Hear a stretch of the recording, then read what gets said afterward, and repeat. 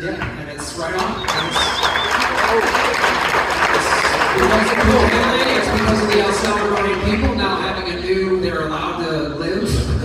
And then it's Bitcoin X and everybody else, everybody in this room wanting to make things better and you know, contribute rather than, like he said, rather than just come down here and be a tourist. There's good tourist stuff. I'm a surfer, man.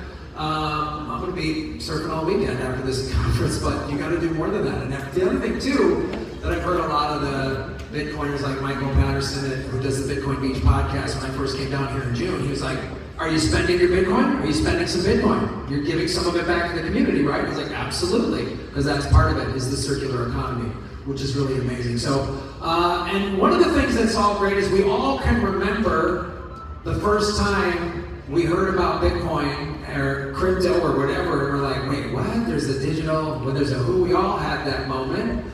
And then we all remember our own journey. And so anybody here, by applause, this is your first time, don't know much about Bitcoin or crypto, you're not, it's okay, you're in a safe place. Anybody like, I don't know what this is? Yeah, this is your first time. You don't know any of it, you don't know what it is, you're just here. And Nora doesn't know much about it either, that makes sense. She's a big Dogecoiner. Okay, so ma'am, I want you to pay close attention because our next speaker was sitting, not in the literal spot that you were, but she came to this a year ago, didn't know anything about this. She's El Salvadorian and she's going to tell you her journey on going from sitting there like, I don't know what this crazy crypto, these people sound nuts, to now I'm on stage explaining how awesome it is. Big round of applause to Reyna Chica, ladies and gentlemen.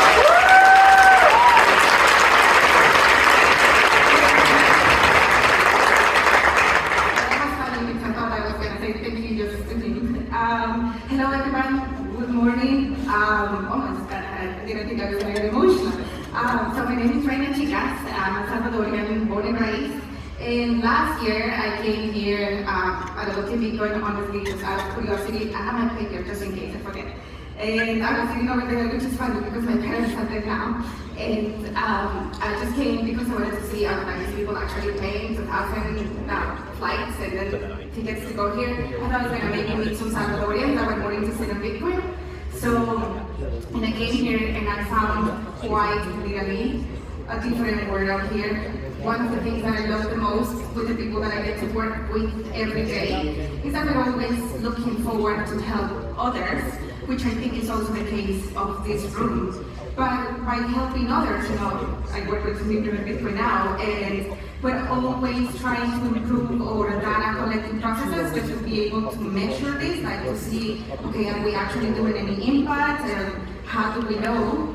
So I'm just going to tell you a little bit of my personal story and how now in such a short time of, you know, just less than 12 months, I'm here speaking to you guys.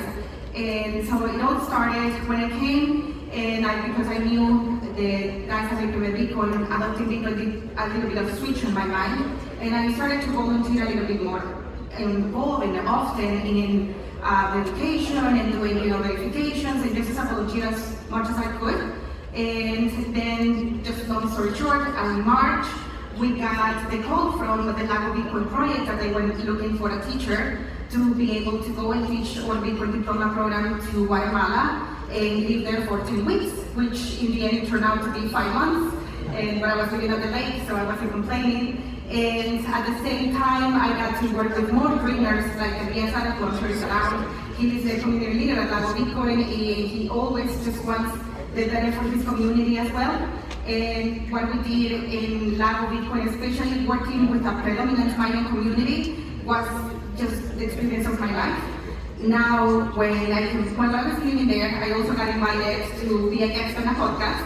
I'm sure that for you, like a lot of you, that's pretty normal, but I've never been on a guest on a podcast before, and it was really cool. And so in that interview, I would share the stories of people, how they're using like their fiat work, you know, skills and experience, and apply it now into a Bitcoin job work. And it's awesome how many people say, oh my God, I envy you, like, what do you do? And sometimes I feel like we take it for granted. And when I was, as I was packing also to just go back to El Salvador in September, we got an invitation with the organization to speak at of Bitcoin and the mining summit in Hong Kong. And that was like the team also selected me to go because I was just ready to come and then I was not gonna do anything more. And then so I went, and I've only taken 2 flights in my life. The first one was because I wanted to take, I wanted to get on a plane, but the flights are expensive. And so what we did is with my sister, we went to Costa Rica on vacations just so we could do it. And that was more than 5 years ago. And then the second time was with this invitation to Hong Kong, to literally the other side of the world. It was so long. And just to talk about what a non-profit Bitcoin-only education is doing here. And people will see our flags, like the flags on our t-shirts, and they will ask us, oh, are you from El Salvador? And we're like, yeah, because it was such a diverse environment. Like, it was just mind-blowing to me as well, to be able, they paid for everything, and we stayed at a 5-star hotel, everything included. It was amazing. And we have a former Miss El Salvador here, so I'm sure that she can say it better than me, but it's a very proud moment, not to just represent our organization, but El Salvador that way. I'm sure you all know our history, so to be able to say and invite every little person, like everybody that wants to come, we say it with pride and we say it with confidence that they're coming and they're gonna love it. Because I'm sure for all of you, a lot of you probably it's the first time, some it's the second time, and I'm so happy when everybody, I was talking with a guy yesterday from Spain, and I told him, oh my God, I love Madrid, blah, blah, and he was like, I'm moving to El Salvador next year. Like, I'm not even like, so it was like, really, yeah, I'm sure. And I think it's just no better place to be right now, I'm sure about it. So, after coming back from adopting, from Hong Kong, and later this year I also joined as Secretary of the Board of Directors at Implement Bitcoin. That was, let's say, a turning point for me, honestly. I think sometimes, when you've done well and you learn skills and you know what to do, but at the same time, I think sometimes I would still think that nothing that I've done in the past will be really useful to contribute with the organization, especially at such a significant role. So I was honored and humbled that the team saw that something in me that maybe I still didn't see it. And I get to work with a high-performing team that fights and lives and thrives for this mission. Right now, I am the lucky to be here, and I'm here because you are here as well. I get to be here. But you feel free to ask for local staff, all of us, or teachers, or own families now. The people that is visiting and our guests from Latin and Berlin. We have Salvadorians now starting with political economies.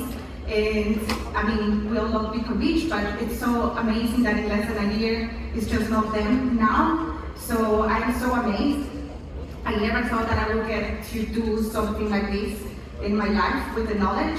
And I guess maybe you're like, is this a Bitcoin conference or just a spiritual retreat? But I think it's a little bit of both, because to me, what adopting Bitcoin did last year was enlightenment. Like, it opened just this switch, and I was like, how can you come and not see and not be inspired? Because of all of it that is happening. And I think if we take our talents now and we just take it to the next level, and we all have goals and objectives here, but whatever it is, if we focus on giving value and if we focus on always try to get the best out of others, we are just gonna continue attracting all the positive things that are already happening here. All of us here have dreams and goals, whatever that is. Your merch brands, mining, opening a new wallet, your app, everything, whatever it is, if we focused on just doing with the best and the genuine heart that we are actually changing the world, we are just going to do it. Because imagine a world, and I think that we are creating that world right now, that we get to complete this as a collective. Because that means that you fulfilling your dreams is still going to bring and spread this awareness that we want, which is adoption of Bitcoin worldwide. So I think I actually got lost like 20 minutes. I'm so happy. I thought it was gonna happen because I heard it was like 25 minutes and now it's 10 minutes. So it's like, so I was saying goodbye to the kids in Panajel. I wanted to, the kids, so I wanted to speak to their hearts and try to make them also dream big. I was like, it was funny, I felt such a grown up. I was like, I'm here, I'm pretty normal. let's say that I didn't raise, if we want to call it like a privileged life, my parents were here. This is also the first international conference like this one in our own country. At some point they started to work also to help their own families at a very young age. But they worked hard to give me the best opportunities in life. That's why I also, thanks to them, I speak English. And I think now I get to do this just because you are also here. And maybe for them originally, best opportunities was to have a 9 to 5 stable job and just have a good salary, have a good retirement. But now we get to do more with our life. If we, all of us that are here, put this on our hearts and we just do it genuinely. I was reading one of my favorite psychologists, she's brilliant. There is this, one of the largest studies on happiness that actually dates back to 1938. It was done with a group of individuals. Some of them, they're actually even tracking their grandchildren, and they said that happiness is widely associated with what we do with our life. It is, I actually want to read this because it's very important to me. Happiness consists in having a fulfilled life where we try to make the most of our values and our abilities, and it's closely related to the meaning that we give to our existence. So I was reading, I was like, if this is half true, even if it's just half true, I believe that all of us here, that the ones that are going to interact and always the others, and creating and doing what we love, might be the happiest people in the world right now. And I just hope that this serves you as an inspiration for the future.